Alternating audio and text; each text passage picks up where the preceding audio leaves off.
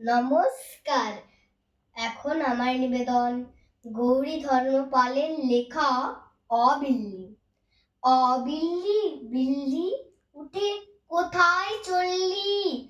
কাটা রেখেছি পাতে, দুধ মেখেছি ভাতে, খেয়ে গিয়ে শোনা, কে করেছে মানা?